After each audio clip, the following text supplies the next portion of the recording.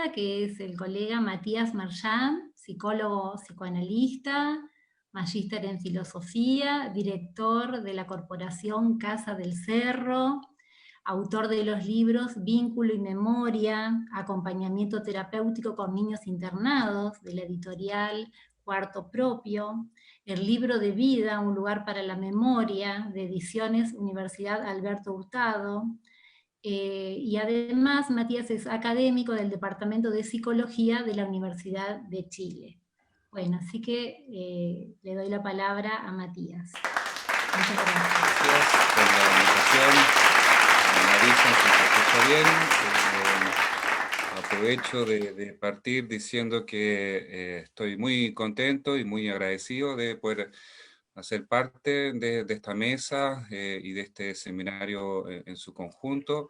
Agradezco a Andrea Flori y a Silvana Supo por el contacto que tuvimos previamente para la organización de mesa para hablar de las políticas de salud mental en Latinoamérica. Para mí es súper desafiante el poder hablar en este contexto, porque implica compartir con compañeros de otras latitudes acerca de estas experiencias que siempre rescatan lo singular, lo novedoso, lo inédito que tiene positivo. Probablemente yo voy a poder hacer alguna aporte en función de la especificidad que ha tenido el comienzo, la instalación, el trabajo de acompañamiento terapéutico en nuestro país, en realidad en Chile, ¿ah? Particularmente. Entonces, bueno, acojo esta invitación y entiendo además que esta mesa es súper interesante y desafiante en la medida que, gracias a la exposición de cada uno de los compañeros, vamos a poder tener un panorama luego más global acerca del lugar que puede tener el acompañamiento terapéutico en los dispositivos de salud mental en Latinoamérica. Yo quisiera entonces que pudiésemos tematizar y trabajar acerca de los principales aportes que puede tener el dispositivo de acompañamiento terapéutico, metas, y cuál es el funcionamiento que este puede tener en el contexto chileno y que podemos prever que puede tener todas las oportunidades en Latinoamérica. Me gustaría referirme a las particularidades del acompañamiento terapéutico que ha adquirido en Chile a través de un trabajo que, por mi parte, he encabezado por más de 10 años. Advierto, eso sí, que en Chile la experiencia de acompañamiento terapéutico es bastante limitada y básicamente es posible decir que a través de una labor formativa y de supervisión sistemática son solo 2 instituciones en Chile que han liderado el trabajo bajo esta modalidad. Hay un grupo de trabajo con 40 años de trayectoria llamado CORDES. Es una corporación que acoge a personas con trastornos mentales severos. Y existe otro grupo que encabezo yo, que se llama Corporación Casa del Cerro y que llevo alrededor de 20 años trabajando en ella. Nuestra corporación, la Casa del Cerro, podríamos decir que ha sido pionera en Chile al crear un dispositivo de trabajo basado en la modalidad de acompañamiento terapéutico, el cual ha sido aplicado a un ámbito muy particular, como lo es la de los niños y niñas privados de cuidado parental. En Chile, como en el resto de Latinoamérica, la situación de los niños y niñas al interior de las residencias del Estado, o bien en familia sustituta o de acogida, ha sido relatado como una situación muy grave, puesto que en este contexto confluyen 3 aspectos de la mayor gravedad. Quiero enfatizar la idea, ¿no? El dispositivo de acompañamiento terapéutico del que yo voy a hablar y el cual yo tengo experiencia, hace o dice relación con el trabajo con niños que están internados. Y ahora voy a dar algunas características de los procesos y lo que ocurre dentro de la internación con niños que están en centros de acogida, pero que estas características, si ustedes quieren ir pensando también para aquellos que trabajan con pacientes con trastornos mentales graves, ¿no? Con trastornos psiquiátricos, probablemente sean características que se compartan. Entonces, la primera característica que tiene, ¿no?, la instalación del dispositivo de acompañamiento terapéutico en centros residenciales es que en ellas la situación de los niños y niñas que viven y que no pueden vivir en su entorno familiar nuclear ni extendido, están ellos ahí debido a que desde su más temprana edad han sido víctimas de situaciones asociadas al maltrato y la negligencia. La gran mayoría de las veces los desencadenantes que llevan a los padres a que los padres queden privados del ejercicio del cuidado parental, que pierdan la labor de tutela, como se llama en algunos lados, o pierdan la patria y potestad, como se dice en otros, son los que tienen que ver con la pobreza, con la marginalidad y con la exclusión social. Me atrevo a decir que no existe vulneración de derechos a niños o niñas que no haya estado precedida de una larga historia de precariedad económica, fruto de la exclusión social de los... Tengo la impresión que esta característica se podría decir de pacientes psiquiátricos adultos y que también ellos portan en sí una larga historia de marginalidad, de exclusión, etc. El segundo aspecto que caracteriza el lugar donde nosotros hemos dispuesto el acompañamiento terapéutico es que los centros de acogida, bajo todas las modalidades de internación para niños de privados de cuidado parental en Chile, que son llamados como hogares de niños y niñas, pero que también pueden llamarse centro de acogida o que antiguamente pudieran ser llamados como orfanatos. En todos estos casos, los niños han estado expuestos, particularmente en Chile ha sido observado esto, han estado expuestos a graves vulneraciones de derechos dentro de los mismos centros de acogida. Tan grave es la situación en Chile de los niños que viven en centros residenciales que se reportó hace 2 años, 1 año o 2 años aproximadamente, la existencia de 1.313 muertes en los últimos 12 años dentro de los centros de acogimiento de los niños que habían sido sacados de sus familias de origen para estar en un lugar de protección supuestamente, y concluye esto con la situación más grave como es la muerte de niños y niñas. Esto es solo la muerte porque la situación de maltrato institucional ha sido permanente. Yo he participado de distintas misiones, perdón, he participado de una misión que lideró el Instituto Nacional de Derechos Humanos en nuestro país, en donde se pudo constatar que existe una situación crónica y permanente de vulneración de derechos dentro de los sistemas residenciales. Es decir, lo que nos comentaba Jessica en su exposición, se repite también en el sentido de que hay situaciones de maltrato, abuso, que la internación parece que viene a agravar el problema antes que viene a solucionar lo que se quería atender. La tercera característica que atraviesa los centros residenciales de niños y niñas en nuestro país es la inexistencia del trabajo con sus familias o con la comunidad.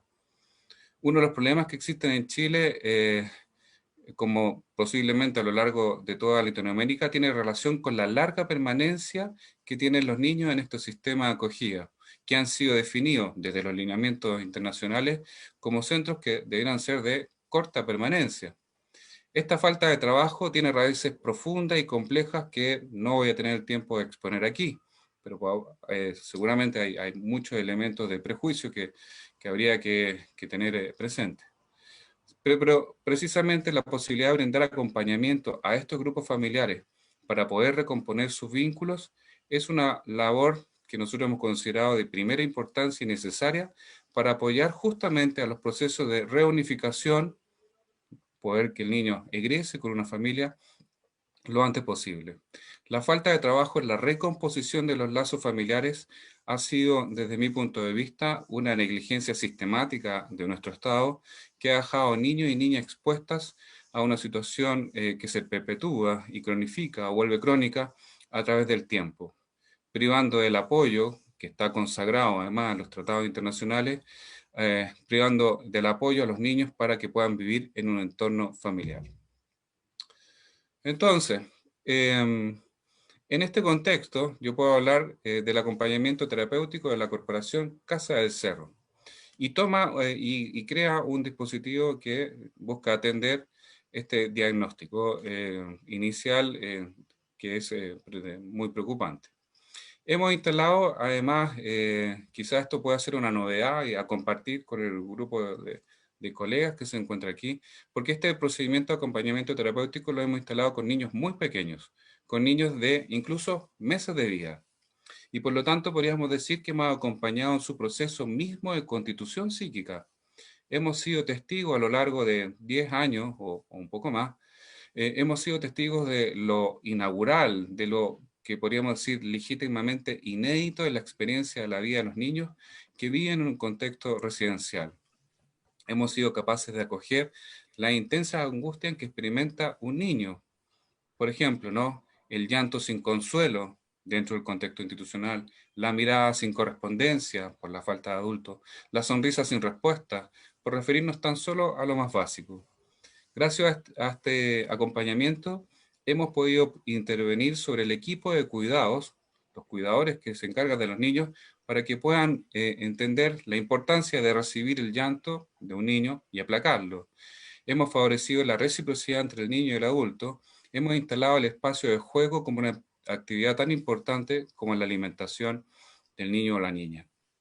Con niños más grandes hemos logrado demostrar que su vida está llena de intentos por simbolizar su sufrimiento y que buscan ser comunicados a los adultos que cuidan de ellos. En el caso de la familia hemos establecido un dispositivo de acompañamiento terapéutico que implica no solo vencer las dificultades para ir a ver al hogar, al centro residencial, a sus hijos, también los hemos apoyado a que puedan marcharse para poder volver. Son muchos los padres que nos decían al comienzo que no podían visitar a sus hijos dentro del sistema residencial por el dolor que implicaba tener que irse de ahí y despedirse de sus propios hijos. Entonces, en este contexto, el acompañamiento terapéutico que hemos instalado en estos centros residenciales pasa a tener algunas características que podría enumerar brevemente, ¿no? El primer elemento que es muy interesante y que es súper rescatable y que debe ser reforzado, la oportunidad que ofrece el acompañamiento terapéutico es la posibilidad de instalarse en la vida cotidiana de niños y niñas, instalarse ahí en donde se produce el problema, ¿no? Cuando hemos sido capaces de lograr instalar el acompañamiento terapéutico dentro de la residencia de niños, este termina siendo, hemos visto, un factor protector y promotor de mejores prácticas de cuidado, dado que hay una observación no entendida como vigilancia, sino una observación entendida como un continente, como una capacidad de recibir lo que el niño comunica. El entorno, gracias a la presencia activa del acompañamiento terapéutico, se identifica a sus funciones psíquicas y que son relevantes para no verse invadidos por las angustias propias del sufrimiento psíquico que experimenta un ser humano cuando se ve marginado y expulsado de las relaciones sociales. La instalación entonces del dispositivo con niños pequeños permite que el trabajo psíquico del acompañante terapéutico sea una fuente de identificación en términos de la función que él desarrolla dentro del contexto donde se instala. Otra característica interesante de este dispositivo es que se puede acompañar a los familiares de los niños en el trayecto de sus casas a los centros residenciales y también en su vuelta, ¿no? Y esto da cuenta de esta principal característica de este dispositivo que tiene con la posibilidad de trabajar no solo en el terreno, ahí donde se encuentra el conflicto, también permite trabajar en las zonas de borde, en donde es posible desarrollar una actividad de puente entre los distintos espacios que se configuran, entre el adentro y el afuera, ¿cierto? Y es algo que yo creo que es algo que solemos ver a propósito de los acompañantes terapéuticos. En el caso de las familias, también las podemos acompañar cuando deben partir. Otro aspecto interesante del acompañamiento terapéutico es que puede apoyar en hacer escuchar al niño y a sus familias ante el juez de familia, algo que se hablaba en la mañana. El acompañante terapéutico, como los niños que están en residencia han pasado por un tribunal de familia y por un juez de familia que ha determinado su ingreso, entonces en Chile habitualmente se requiere de revisar la medida y ver si se prolonga o no, ¿no? Gracias al dispositivo de acompañamiento terapéutico se ha podido generar una disposición que permita a la familia, a los niños y a los niños representar su sentir y hacer escuchar su voz ante las instancias judiciales que normalmente permanecen bastante lejanas. En el caso de nuestra experiencia ha significado apoyar que tanto niñas como niños como sus familias puedan representar sus intereses ante un juez. La presencia del acompañamiento terapéutico permite entonces estimular instancias para que la voz de quienes están excluidos puedan tener lugar y a veces, en el mejor de los casos, ser escuchada. Se podrían decir otras características, pero me parece que ahí resumo algunos elementos que son centrales a propósito de la reflexión más general que estamos aquí instalando en esta mesa. Entonces, cuáles han sido para nosotros las funciones del dispositivo de acompañamiento terapéutico más importantes que nos ha parecido que hemos sido capaces de relevar a lo largo de nuestra trayectoria? La primera función que nos ha parecido como relevante de denominar es lo que llamamos como acogimiento, contención o envoltura. Es decir, el dispositivo de acompañamiento terapéutico es capaz de recibir, apoya es una instancia que permite recibir las angustias que han llevado a que definamos que sujetos queden de una u otra manera fuera del lazo social. Es darle un alojo, no solo en el acompañamiento terapéutico, también implica darle un lugar en el grupo de acompañantes terapéuticos que presentan sus reflexiones e inquietudes en su grupo de trabajo. En ese sentido, una característica particular de nuestro dispositivo de trabajo es que entendemos que no hay acompañante sin un grupo, no hay un acompañamiento sin un seminario de reflexión teórico permanente. Nos parece que un acompañante debe estar acompañado permanentemente, ¿no? A lo largo de su trabajo. Segundo elemento que nos ha parecido interesante de identificar como función del acompañamiento terapéutico es lo de la metabolización, que es un trabajo un poco más complejo porque implica la capacidad que desarrolla un acompañante terapéutico para transformar las angustias, los miedos, las inhibiciones o temores en un llamado al otro.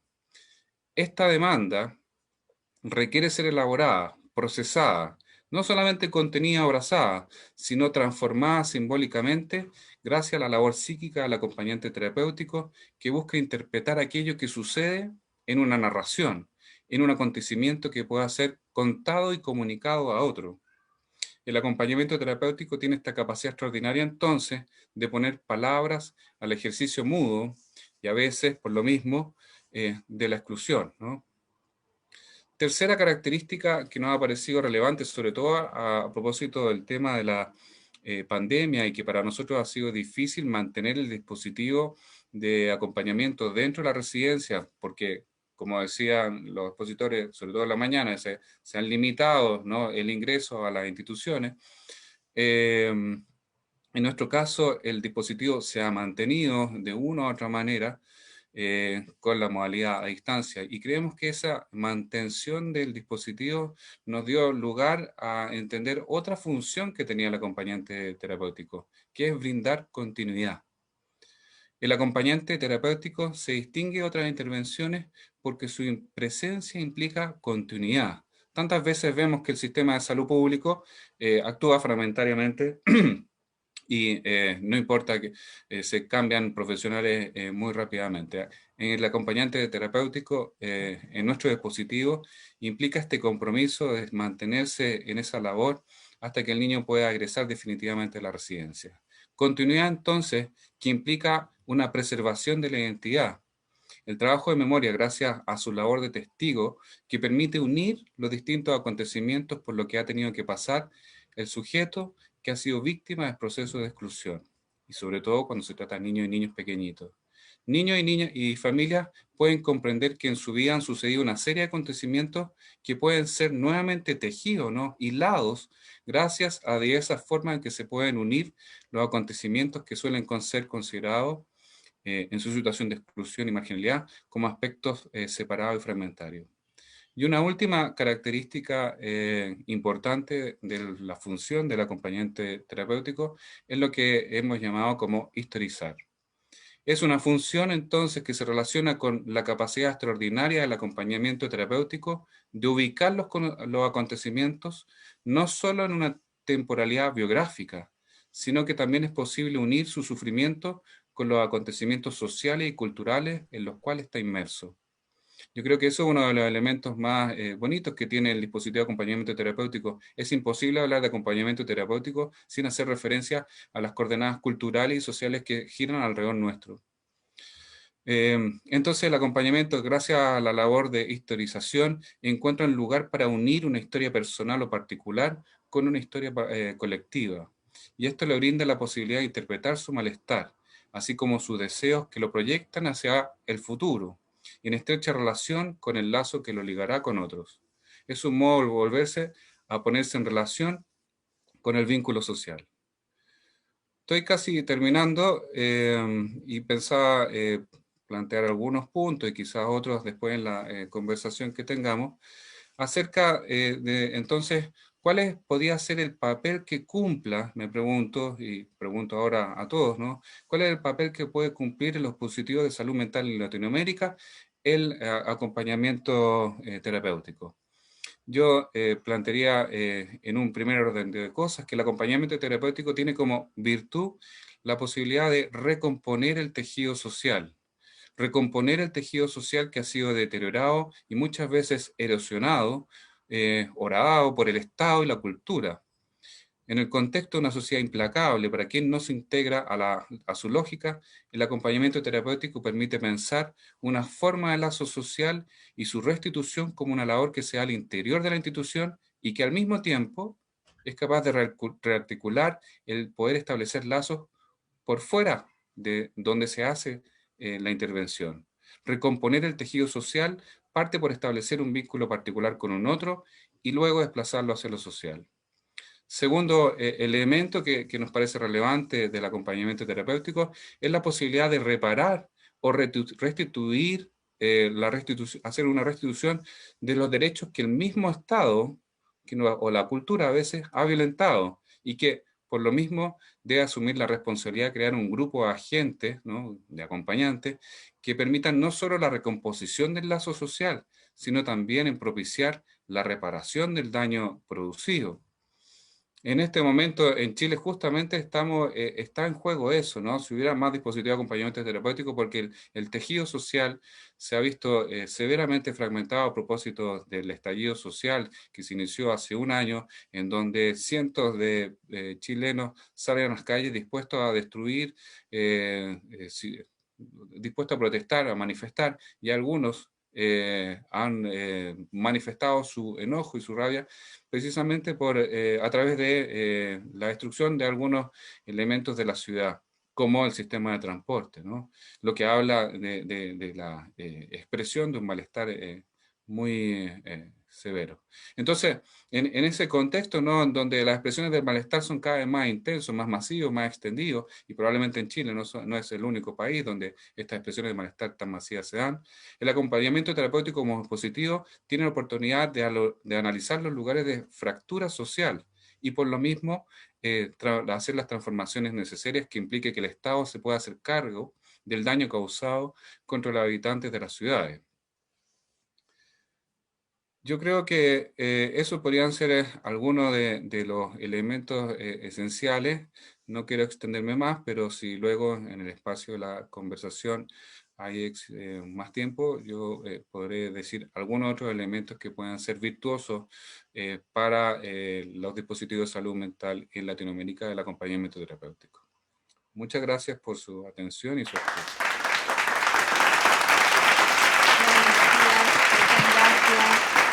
Interesante tu transmisión.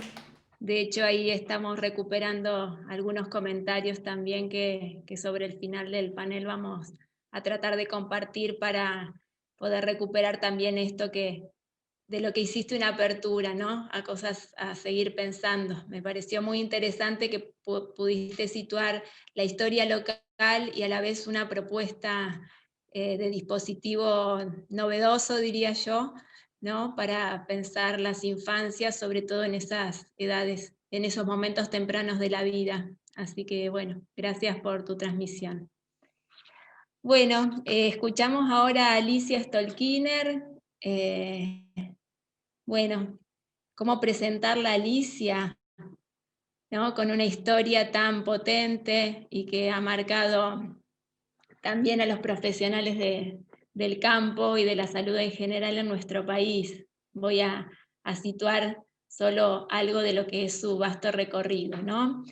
Alicia es licenciada en psicología, especializada en salud pública con orientación en salud mental, docente en posgrados nacionales y extranjeros, investigadora de categoría 1, coordinadora del equipo interdisciplinario auxiliar de la justicia de la CONADI, de la Secretaría de Derechos Humanos de la Nación.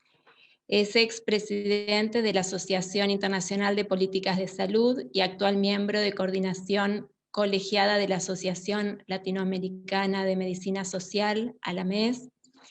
Y bueno, en la actualidad, además de tantas cosas, integra el equipo de asesoramiento al Gobierno Nacional sobre los temas de salud mental en el marco de la pandemia. Decirles que para todos nosotros es un referente, es una trabajadora del campo, es también quien nos ayuda y quien nos acompaña en estos tiempos también a pensar los malestares y las subjetividades y de cómo también en el marco de este tiempo tan particular podemos pensarnos en relación a lo posible. Así que, bueno, bienvenida Alicia, te escuchamos, damos la palabra, gracias. Agradezco muchísimo la invitación, les agradezco además a Plaza T, los acompañantes, la tarea de los acompañantes, acompañantes terapéuticos, es una tarea que creo cuya profesionalización he tenido el gusto de acompañar bastante tiempo en distintos momentos. Me parece un dispositivo y una función importantísima en el campo de la salud mental, por lo tanto me da mucho gusto estar acá y además agradezco mucho las exposiciones anteriores que me han parecido muy importantes. Y he dividido mi intervención en 3 puntos, que espero me dé el tiempo. El primero es hablar un poco sobre trayectoria del acompañamiento y trayectoria del acompañamiento en la Argentina, en la medida en que acá se ha ido diferenciando y ha tenido algunas funciones muy distintas de gestión en el sistema de salud a partir de esta cuestión original del acompañante terapéutico del paciente tradicional psiquiátrico en su momento en que empieza una práctica ambulatoria, etc. Pero debo decir que mi primera experiencia fue coordinar un equipo terapéutico en la cual incorporamos acompañantes terapéuticos en el sentido tradicional, y ahí empecé a valorar este dispositivo que me hacía acordar mucho a otros dispositivos que han aparecido en la salud, que autonomizan al paciente, van generando una mayor autonomía porque siguen y se incorporan en la vida cotidiana.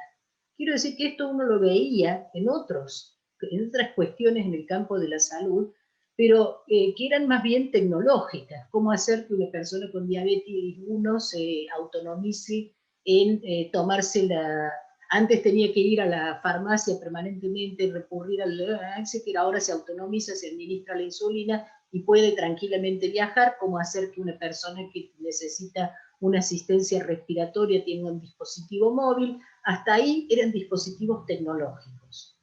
Pero acá estábamos en presencia de un dispositivo tal cual como nosotros pensamos la dimensión de dispositivo, o sea, pensando en Foucault, pensando en Agamben, como definen el concepto de dispositivo, un elemento productor de subjetividad, un elemento de subjetivación, ¿no?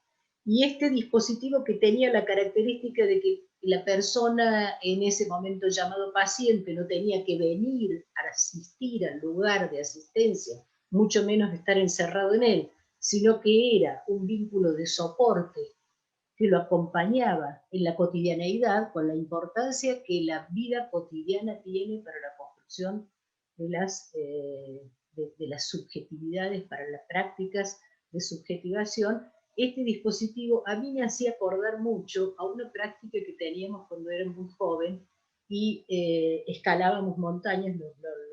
Escalábamos montañas, es un agrandado eso. Yo soy de Córdoba, no tenemos montañas, tenemos sierras, y no las escalamos, sino que las subimos caminando. Es lo que ahora se llama trekking, en esa época no existía. Entonces se armaba una fila, en la parte de adelante de la fila iban los más débiles, no los más fuertes, los menos entrenados iban adelante, porque marcan el ritmo, que es el ritmo que ellos pueden sostener. Atrás iban los más entrenados, que son los que soportan mejor estar parando y modificando los ritmos, y teníamos una indicación que si cuando íbamos subiendo el compañero que iba adelante se cansaba mucho, le colocábamos nada más que un dedo en la espalda. Era nada más que un dedo en la espalda. Ese dedo en la espalda producía una influencia sobre el equilibrio que le permitía descansarse, soportarse, digamos, sin que a su vez desequilibrara al que estaba atrás. Era una técnica que uno tenía que más o menos conocer, y de ninguna manera significaba ni sostenerlo, ni abrazarlo, ni alzarlo, ni arrastrarlo. Era simplemente una pequeña intervención sobre el equilibrio para que el otro pudiera seguir por sus propios medios. Y siempre me pareció que el acompañamiento terapéutico en estos casos, por ejemplo, pacientes que habían tenido crisis psicótica y que eran externados, etcétera, etcétera, que estaban atravesando procesos de crisis, que el acompañamiento terapéutico cumplía esta función. Y además siempre me pareció tan interesante ese momento en el cual la persona empieza a desprenderse del acompañante, que hasta ese momento le es necesario, y le empieza a desprender, y el acompañante queda, así como los analistas decimos, como resto. El acompañante queda como un resto por el cual puede sentir inclusive gratitud, pero ya no quiere seguir con ese acompañamiento, ¿no? Es un proceso muy interesante, y además lo que me quedó absolutamente claro es que la función del acompañante dentro de esa forma clásica de acompañamiento no podía ser solitaria.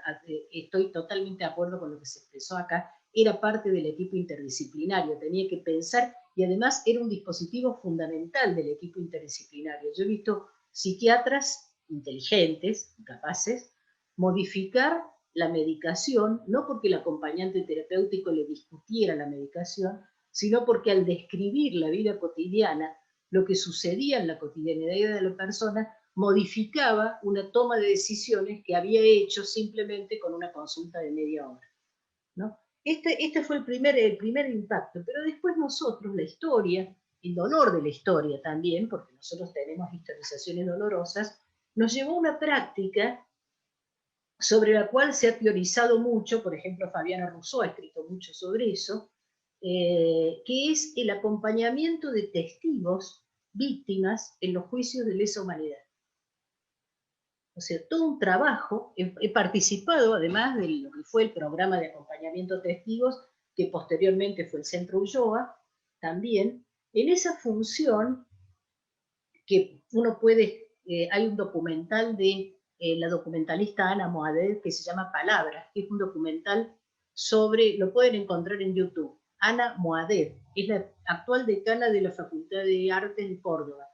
Fue prisionera en La Perla, en el Centro Clandestino de Detención de La Perla, y ella hace un documental que se llama Palabras, que es sobre justamente el proceso de testimonio, y hay una parte en la cual ella explícitamente habla de las acompañantes, y que estaba diferenciado el acompañante en el testimonio de lo que podía ser, por ejemplo, el terapeuta o el analista de la persona. La función del acompañante era un soporte que incluía también un trabajo con el contexto de la situación jurídica y con el setting de la situación o sea, era una intervención de facetas, de varias facetas, y que es de alguna manera también la intervención que hacemos desde el equipo de CONADI, una práctica de la cual hablo muy poco, donde acompañamos a personas jóvenes en procesos judiciales donde se dilucida su identidad, ¿no? Y el objetivo nuestro, y trabajamos simultáneamente con la persona y con el ámbito judicial y con los actores interesados, pero básicamente hacemos el acompañamiento, ya no digo de la persona, sino de la situación. Acompañamos a la persona en situación. Esto es como una historia breve que traigo a colación para decir, ahora segundo, que para caracterizar muy rápidamente en qué momento estamos de las políticas de salud mental en la Argentina, ¿no? O sea, nosotros tenemos desde el año 2010, en el año 2007, un organismo de derechos humanos, el CELS, hizo junto con un organismo internacional, el Mental Disability Rights, un organismo de derechos humanos de personas con problemáticas de salud mental, hizo un informe que se llamó Vidas Arrasadas, sobre la situación de los derechos de las personas internadas en las instituciones psiquiátricas prolongadas. Este informe Vidas Arrasadas terminaba, además de mostrar situaciones terroríficas, en el sentido de terror, por eso digo terroríficas, terminaba planteando la necesidad de una reforma profunda del sistema de asistencia en salud mental en la Argentina, reforma que en realidad tenía actores que venían peleando con ella desde 1957, o sea, cuando uno mira revistas argentinas y de la APA, de la Asociación de Psicólogos Argentinos de Buenos Aires, de 1972-73, encuentra ya lo que era un movimiento de trabajadores de salud mental, una Federación Argentina de Psiquiatras, etcétera, que propugnaban por modelos que en ese momento se llamaban la antipsiquiatría en algunos casos, y que posteriormente se haría la reforma psiquiátrica italiana. Esto se retoma en el retorno a la democracia con los lineamientos de un plan de salud mental, después se detiene, y después finalmente en 2010 se sanciona la Ley Nacional de Salud Mental, se reglamenta en el 2012, y empieza un lentísimo proceso, pero no tan lento si uno piensa que estamos hablando de la deconstrucción de un instituto que viene de la época de la Revolución Francesa en los estados modernos, y que tiene una fuerte inscripción social, en además momentos en que el país ha atravesado distintas crisis, donde el sistema de salud en su conjunto ha entrado en crisis catastróficas, o por ejemplo ahora, que sería el año, el 2020, que según la reglamentación de la ley, tenían que transformarse ya todas las instituciones psiquiátricas, estamos además en situación de pandemia. Y por supuesto, además, la Argentina es un país federal, la salud es circunscripción de las provincias, entonces tenemos provincias que realizaron muy tempranamente, digo, por ejemplo,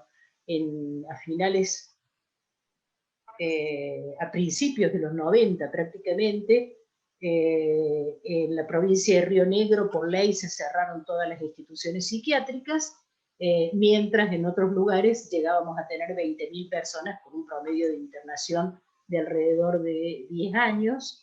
Entonces hay asincronías en la forma de las instituciones, y un país que tiene una cierta tradición de debate de las cuestiones, un campo de la salud mental con actores potentes, digamos, incluyendo la posibilidad de frenar algunos intentos que hubo, por ejemplo, en el 2007, de dar de baja el decreto reglamentario de la Ley de Salud Mental. En ese campo, en ese ambiente, es que el acompañamiento ha ido progresivamente, entre comillas, siendo reconocido como profesión, pero que yo creo todavía se encuentra a un mitad de camino, que a medida, mientras otros, porque la Ley Nacional de Salud Mental reconoce, le da un papel fundamental a los equipos interdisciplinarios en la asistencia de lo que llaman las problemáticas de sufrimiento psíquico, porque no usa más la categoría de salud mental, y ha ido progresivamente distintos campos más nuevos de profesiones han ido logrando el reconocimiento profesional en esa tarea se encuentra el acompañamiento terapéutico, pero además encontrándose en esa tarea ha tenido sin embargo una difusión a distintos tipos de prácticas. Ahora me voy a centrar en la cuestión de la pandemia, ¿no? Como les digo, ya veníamos con una experiencia y un debate sobre prácticas preventivas comunitarias, sobre pensar o no pensar los procesos de institucionalización. Por supuesto, también tenemos en la otra cara un episodio reciente de un trágico episodio por el cual una persona en un episodio agudo, probablemente un episodio psicótico agudo, mató a un policía y murió él mismo después.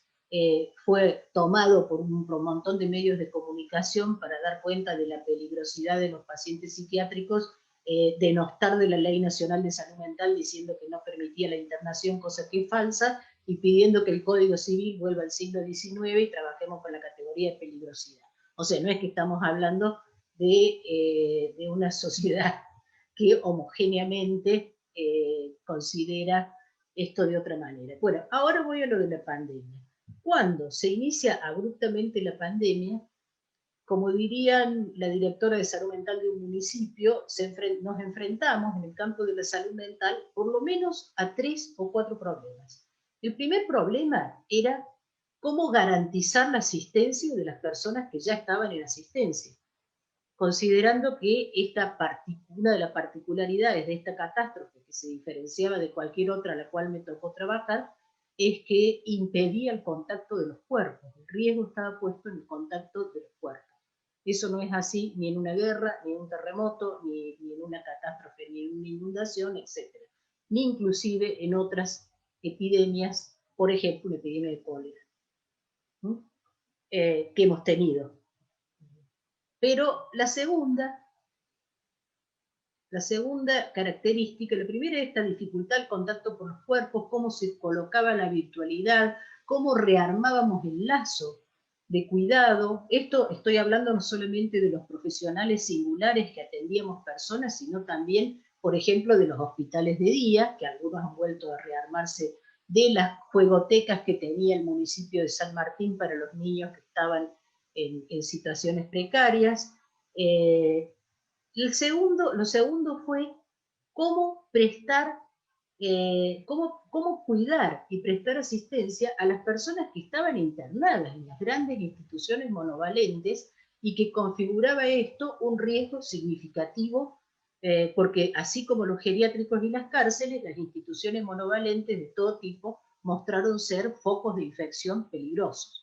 Y algunas de esas personas internadas eran personas digamos, eran personas con, con edades avanzadas y con polimorbilidades, lo cual las hacía de mayor riesgo.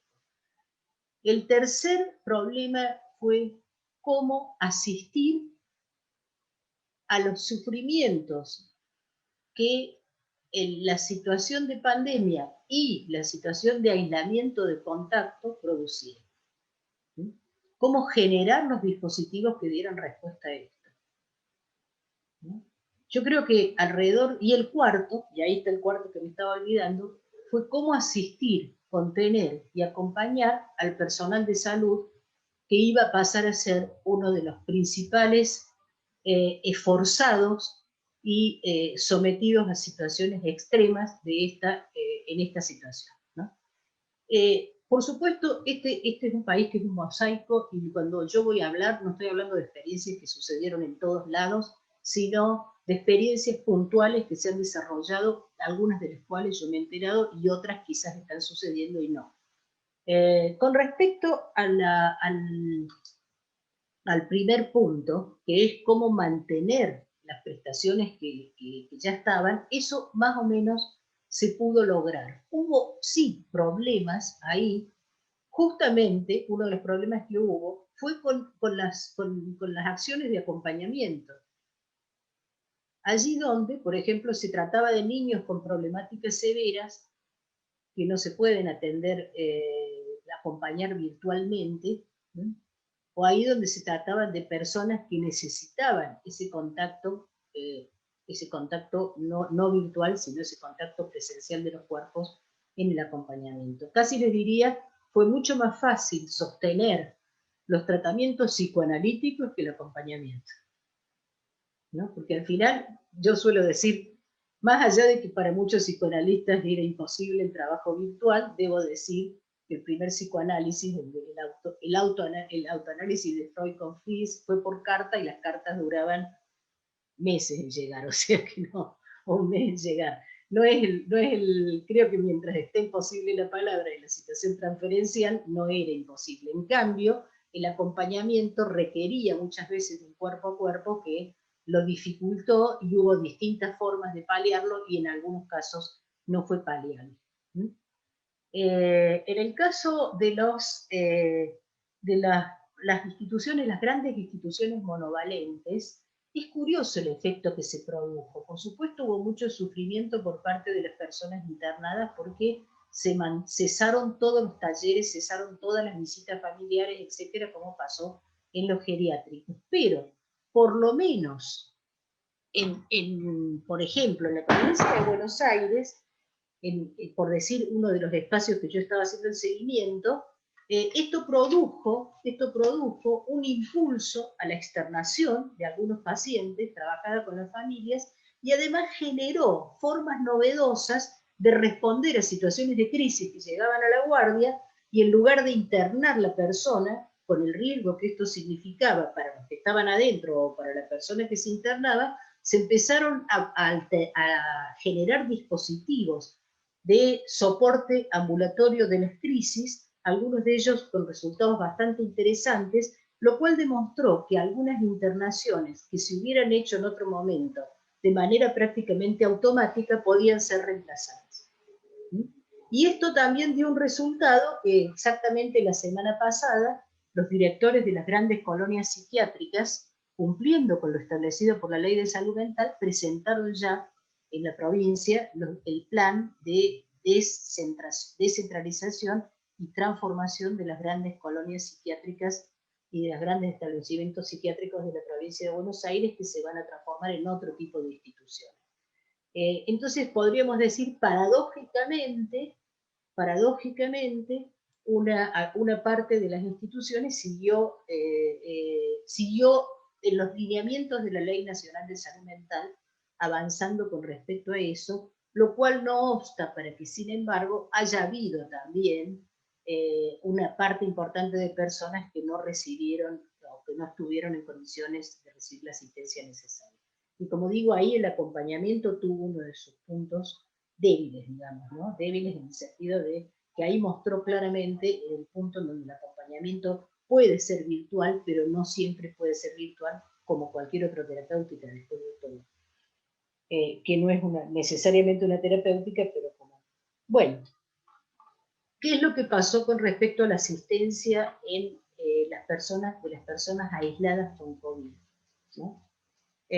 Por ejemplo, hay un equipo de personas, algunos son docentes de la cátedra, que estuvieron trabajando en acompañamiento a las situaciones de aislamiento de las personas que estaban internadas en geriátricos. Trabajaban con la familia, con el personal del geriátrico, hasta que se iban logrando las condiciones de garantizar la comunicación mínima necesaria para que esto no se corte, y el acompañamiento y el soporte a la familia cuando además sucedía algún foco infeccioso dentro de las instituciones. Se generaron en distintas instancias, en distintas provincias, en distintos municipios, líneas telefónicas de distinto índole.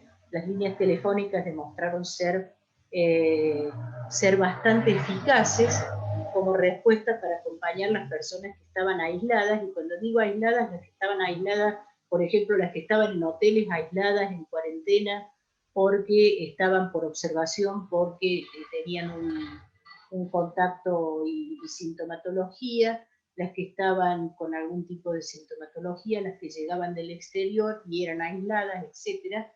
Y después hubo y hay un debate que finalmente se planteó, pero era absolutamente necesario, de intervenir, y ahí también hay una función de acompañamiento, de intervenir alrededor de las personas del morir, de las personas de morir en situación de pandemia, y no me refiero solamente a las personas que morían de COVID, sino que la epidemia puso en suspenso algo que ya estaba en nuestra sociedad bastante diluido, que eran los rituales y los acompañamientos alrededor de la muerte.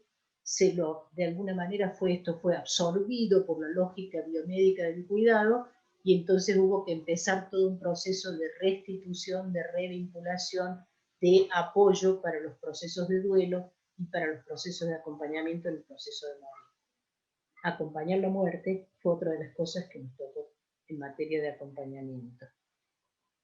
Y finalmente, quiero comentar un tipo de tarea que se realiza también en algunos lugares, por lo menos en provincia de Buenos Aires y en otro también, que son las personas del campo de la salud mental que acompañan en los barrios con situaciones de carencia importante, los procesos de hisopado, las tomas de muestra.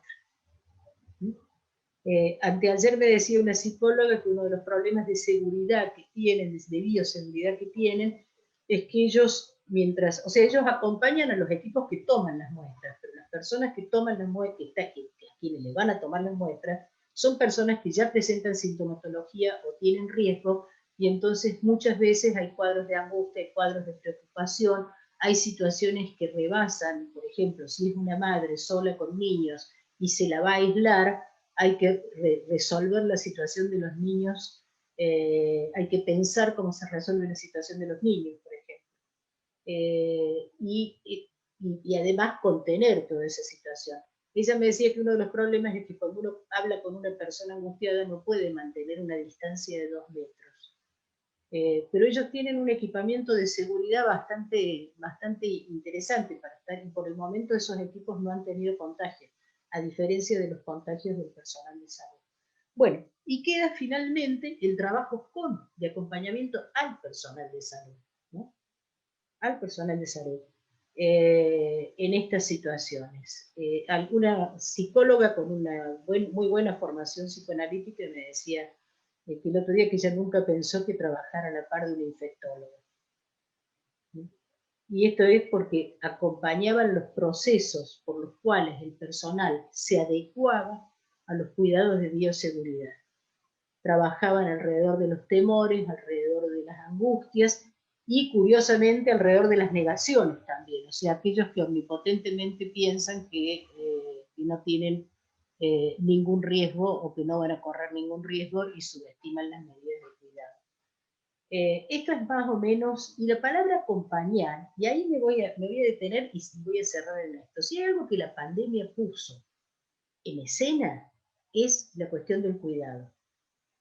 De que un sistema de salud no es el sistema prestador de servicios de salud, no es exclusivamente lo que hacen los médicos, los hospitales, etc. Segundo, el sistema de prestador de servicios de salud no tiene su núcleo fundamental en el hospital, sino en las prácticas del primer nivel de atención, y que éstas hacen continuidad con los cuidados, con el autocuidado, como diría Menéndez, con las prácticas de cuidado del conjunto de la población que articulan con ella, y que la ausencia o la presencia de estas prácticas de cuidado del conjunto de la población, y no digo solo de cuidado de evitar un contagio, sino también el cuidado en red, el cuidado solidario, la relación con el otro, la posición con respecto al derecho del otro, etc., era fundamental. Y ahí entramos en una discusión sobre las políticas de cuidado, un término que la ética del cuidado, las políticas del cuidado, nos ha llegado en herencia, entre otras cosas,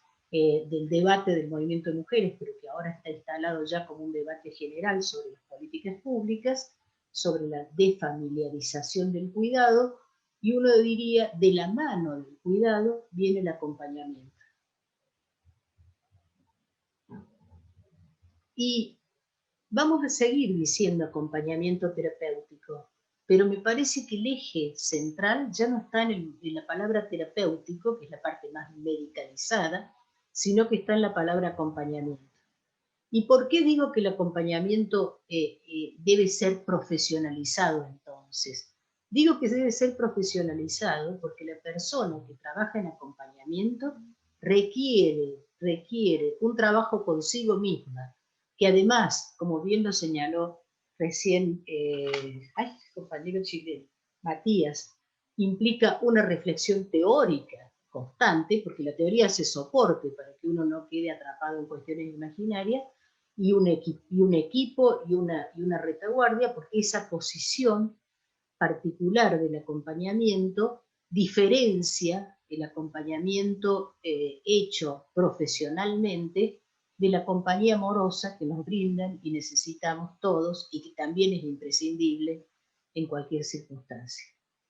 Entonces, un acompañante no es exactamente un amigo. Un acompañante no está ahí para reemplazar el lazo social que esta persona tiene que crear si es que se le ha roto. Un acompañante está ahí para intermediar la recreación de ese lazo social. Por eso está bueno cuando las personas empiezan a decir que ya no necesitan el acompañante, y más aún, debo decir, a veces dicen que les molesta. O sea, hay un momento en que les empieza a molestar el acompañamiento, ese es un muy buen indicador. Entonces creo que ahí, en ese momento, cuando les molesta el acompañamiento, hemos logrado el éxito de nuestra función, cuando nos volvemos innecesarios. Y creo que profesionalizar el acompañamiento es realmente empezar a debatirlo y pensarlo teóricamente, como pienso que ustedes, con lo que escuché acá, lo están haciendo. Muchas gracias.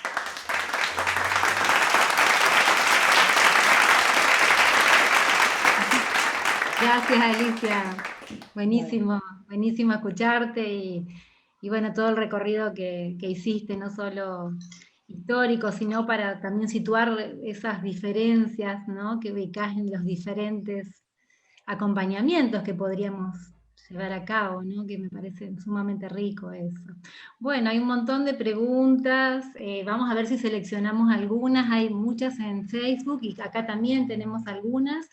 A ver, Silvana, no sé si querés empezar vos con alguna. Sí, La primera. no, sí, que realmente muchos comentarios, una mesa muy, muy convocante, muy potente, así que bueno, recuperaremos algo por el tiempo disponible que tenemos, ¿no? Bueno, algo que formulaban hacia Jessica, preguntaban si en Costa Rica hay ley de salud mental, si los hospitales de los que hablas son hospitales abiertos o al modo de centros de día, y cómo funcionan. Y después, bueno, algunas consultas sobre algún material bibliográfico que también citaste, que veo que ahí respondiste. Quizás lo podés volver a decir para la gente que está por Facebook, quizás no lo vio, no sé dónde salió la publicación. Bueno, después hacia Matías también han preguntado cómo se implementan los dispositivos de AT en situaciones de vulneración de derechos. Si podías ampliar un poco más la modalidad de esos dispositivos. También han preguntado cómo se ve el rol de la T en el próximo mundo, en lo que siga.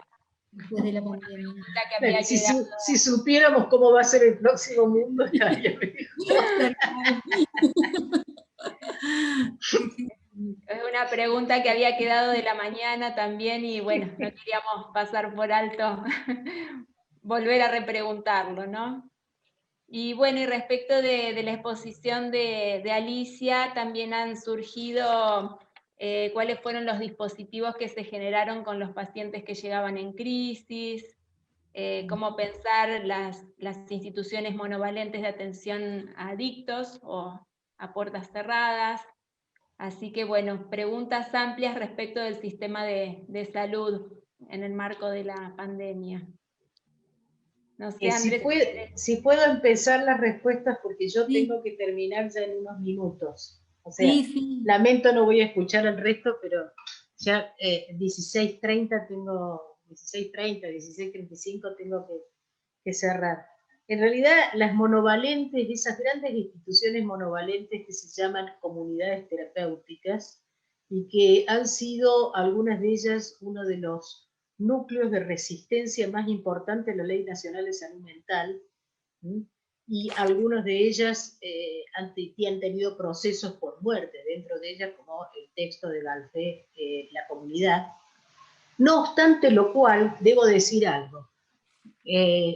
No hay que generalizar, porque algunas comunidades terapéuticas, más allá de que yo no comparta quizás en la formalidad que tienen, algunas tienen un trabajo valioso. Entonces, yo sí creo que lo que hay que hacer con las comunidades terapéuticas es un trabajo de revisión global del tipo de institución de la cual se trata. Si ustedes me preguntan, creo que el trabajo para las personas con consumos problemáticos debiera ser siempre que puede ser ambulatorio, pero a veces, y hay propuestas ambulatorias de trabajo de tratamiento ambulatorio, hay un hospital general como el Álvarez que tiene un modelo de hospital de día, de trabajo, etcétera, pero yo no soy especialista en consumos problemáticos, debo decir. Y sí escucho a los padres, a las familias, y me parece que mientras no encontremos dispositivos ambulatorios que puedan dar una mayor contención a la problemática de la persona que está tratando de salir de una situación, ahora sí de adicción, que no es cualquier consumo problemático, algún tipo de sustancia, tendría que revisar las características de esas instituciones. En lo personal me parece que necesitan mucha más regulación, mucho más control, que necesitan ser revisadas mucho más técnicamente. En algunas de ellas han muerto personas por falta de atención médica, en algunas de ellas funcionan con sistemas prácticamente carcelarios. Me da la impresión de que tenemos que revisarlas y que deben permanecer, porque es lo que ellos no quieren, deben permanecer dentro de la lógica de la Ley Nacional de Salud Mental, ¿no? Hecha esta salvedad, me reservo, porque he escuchado a padres y a madres agradecer la gestión que con sus hijos hicieron en estas instituciones.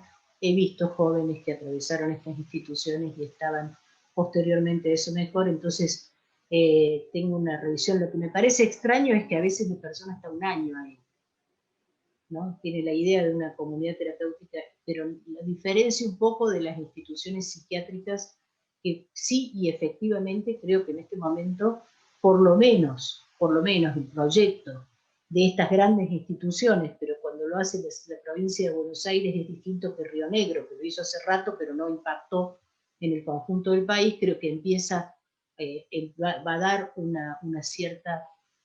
cierto empuje a este movimiento, siempre y cuando se vayan generando todas las instituciones y todos los dispositivos necesarios alternativos intersectoriales para que las personas puedan vivir en comunidad y como sus derechos los plantean, ¿no es cierto? No sé si quedó alguna otra pregunta. ¿Qué pensaba de que iba a ser el acompañamiento futuro? Ya lo dije. Yo creo que estamos en una crisis. Yo caracterizo esta pandemia como un desequilibrio catastrófico de un sistema que ya estaba en altísima inestabilidad. Entonces, es de final abierto por el momento. Es muy difícil prever en qué momento se va a volver a reequilibrar y de qué manera esto que se desequilibró. Si las cosas salen más o menos bien, creo que la idea y la función del acompañamiento va a adquirir una relevancia en las prácticas muy importante, pero no en la forma en que a veces está planteado, por ejemplo, el acompañante del niño con declarado discapacitado en el colegio, etcétera, etcétera. Lo vamos a tener que revisar completamente. Pero la lógica del acompañamiento es una lógica muy importante y no solamente para las problemáticas de salud mental. De hecho, ya no lo es únicamente para las problemáticas de salud mental en el sentido estricto del término. Bueno, les agradezco mucho la invitación. Lamento muchísimo no quedarme a escucharlos a Matías y a Jessica, y les agradezco también mucho haberlos podido escuchar porque ha sido muy interesante realmente. Una muy buena síntesis de la historia del proceso de salud mental en sus países y específicamente con respecto al lugar del acompañamiento. Muchas gracias. Gracias, Alicia, un gusto haberte Un gusto. venido acá con nosotros. Hasta luego. Muchísimos Un saludos y gusto. agradecimientos en el chat para vos. Gracias, gracias. Gracias. Bueno, ¿quieren contestar Matías primero o Jessica? No sé, como para redondear esas preguntas que Silvana condensó de alguna manera, ¿no? Sí, yo quisiera, si puedo, yo pienso que la reflexión que ha tenido lugar hoy día ha sido extraordinariamente interesante respecto al acompañamiento terapéutico, porque este dispositivo muestra que es particularmente relevante y útil, ¿no? O que tiene todo el sentido en los dos contextos de los que hemos hablado en esta mesa, ¿no?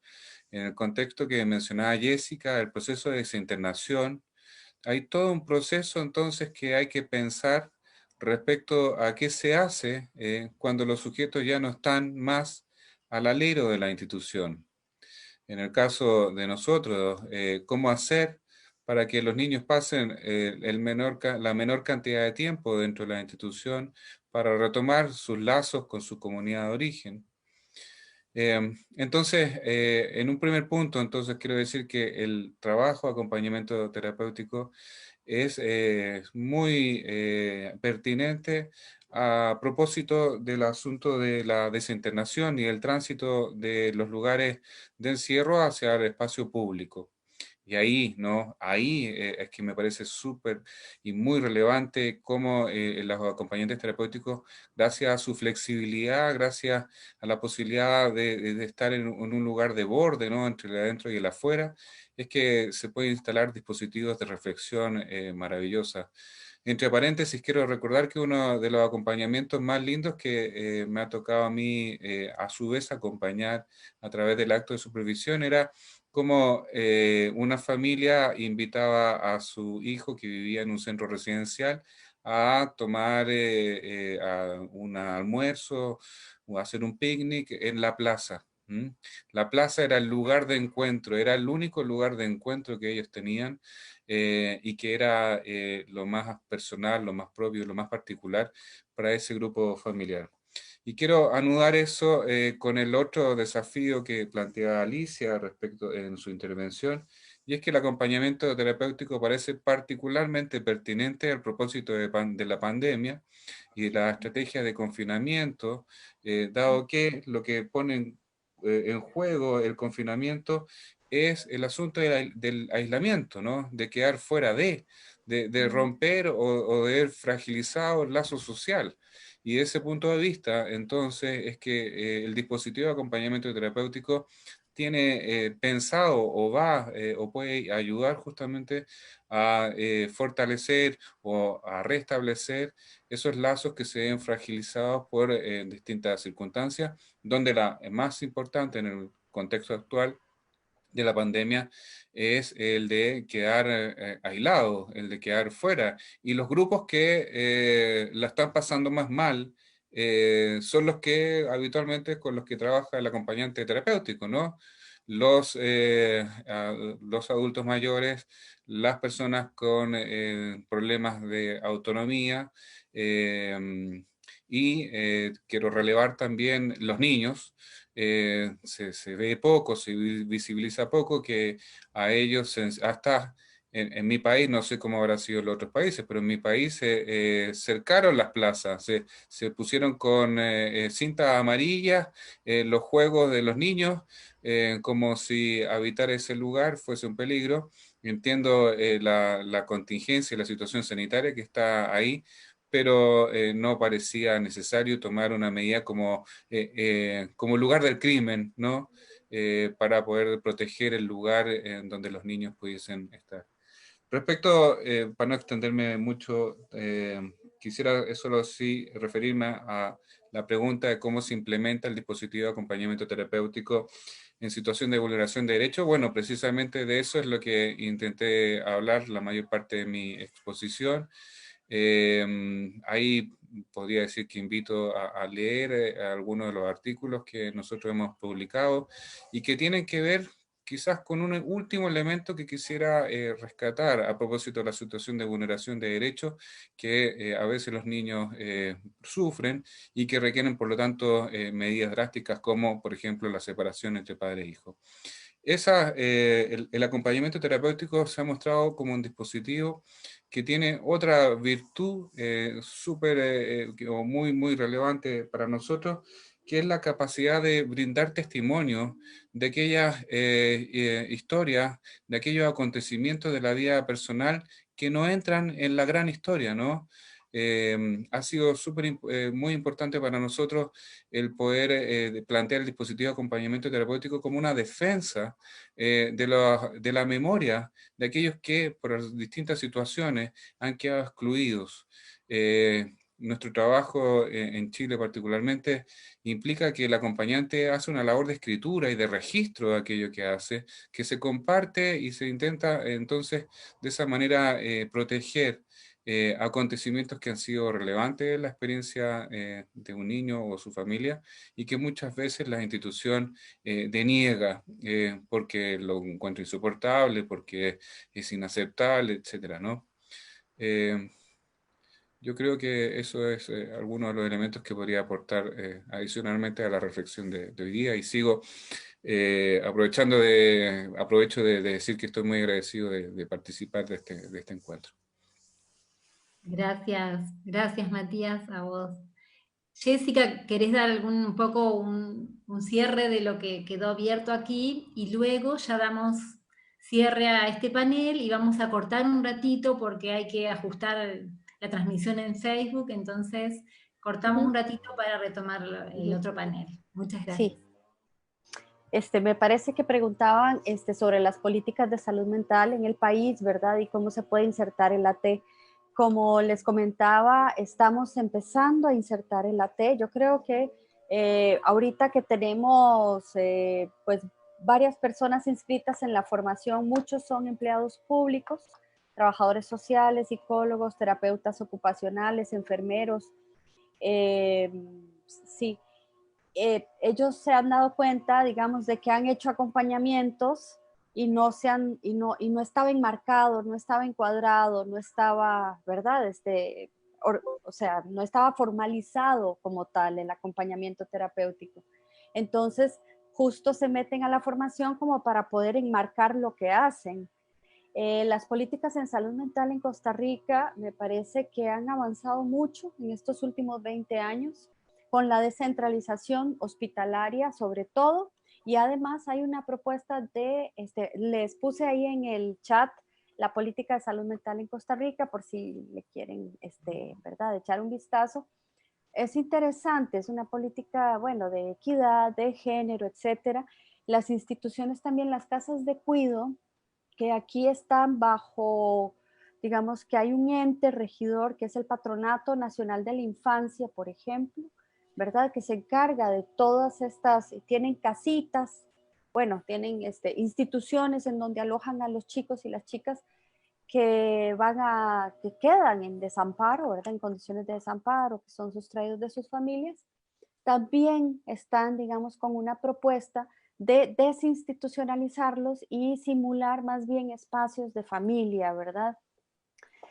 Está en ese proceso, todavía esto no se intentó iniciar y cuando la directora lo impulsó, la tiraron, ¿no? La sacaron y otra vez para la institución. Entonces, pero ya hay política. En la institución psiquiátrica, digamos, han sido 20 años de esfuerzo y hasta que llegó el hospital psiquiátrico a poner un candado simbólico, y esto se apoyó con un sistema que se llaman los EISAM, que son equipos interdisciplinarios en salud mental.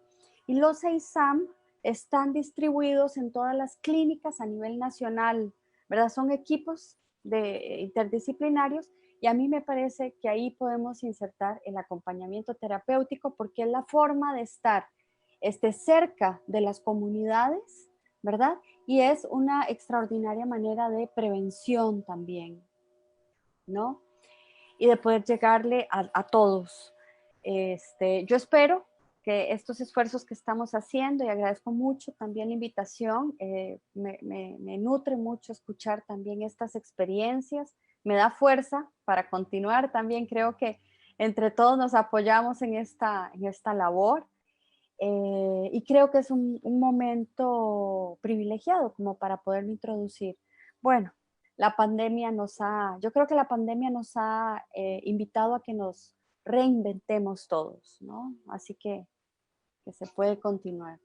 Eso era. Bueno, qué bueno, qué bueno todo lo que han podido compartir. Excelente el panel, todas las exposiciones.